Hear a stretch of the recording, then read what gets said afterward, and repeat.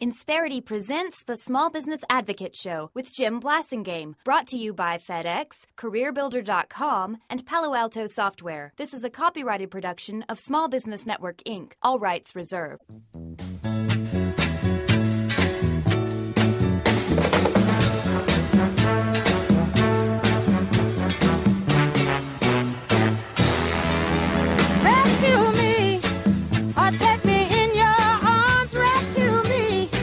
Welcome back. It's 17 till. I'm Jim Blasingame. A little bit hoarse today. Thank you for hanging in there with me. My website is smallbusinessadvocate.com. Please check it out when you get a chance. Lots of stuff there that will help you with your small business.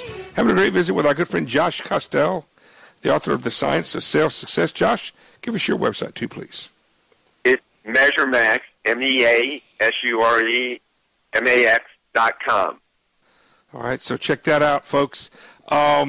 We're talking about growing your business with part-time, commission-only salespeople. That where everything that they cost you is tied to an incremental sale, right? It's tied to performance, tied to activity. There's no waste, there's no learning curve, there's no expense for, or I say no, maybe sure, certainly less expense. You might agree to some things. You might help them out with some. You might have to help them out with some things. But we're talking about bringing on part-time commission salespeople.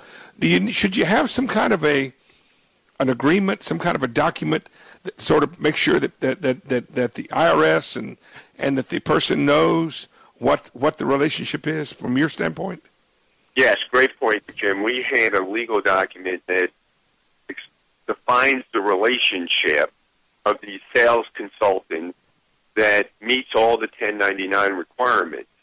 So, it's real important to do that. But what I like to just touch back on, I thought you brought up a great point, is that when you're looking for these commission-only salespeople, you may want to look, like you said, for retired people that weren't in sales but held the position of the customers you're selling to. And it gives you a great opportunity, a very strong, a powerful opportunity. And that works very well if you're in kind of a vertical industry, right? Where you find people who maybe they're still part of the community. They've got a reputation in that industry or something like that. Is that what you're saying? Yeah, absolutely. Like people that were in associations or trade organizations. Right. It's funny with Google and some of these other websites. I don't even know if there's really cold calling anymore. I always like to think there's not much of that going on anymore. It's hard to get in. You don't just walk into people's offices anymore. Right. Well, you've got to have some kind of an entree of some kind anymore to get in to see the decision maker. Exactly. Well, I always look at it like this way. If I really believe, I think it was Kevin Bacon, that whole theory that you're 6 removed from the Queen of England. Right. I figure I should only be 1 removed from some purchasing manager. Right. Right. There's always someone that you should know. And that's the advantage of getting these people that have been in that industry, as you say. So you're saying hire someone who's got industry experience of some kind, hopefully, rather than somebody brand spanking new who doesn't know anybody, who doesn't understand the industry. If you can't hire them first. Right.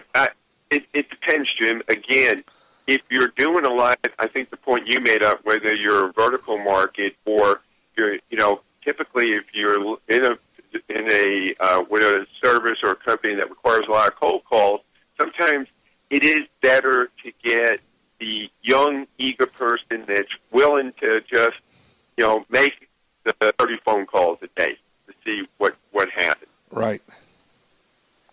Typically the advantage of the more experienced or retired person is that they have a lot of contacts, typically, that they can call back on. But I think the most important thing and again, I think you highlighted a strong difference, is that if you're going to bring on an experienced a person, you really want to ask them, what would they do their first week?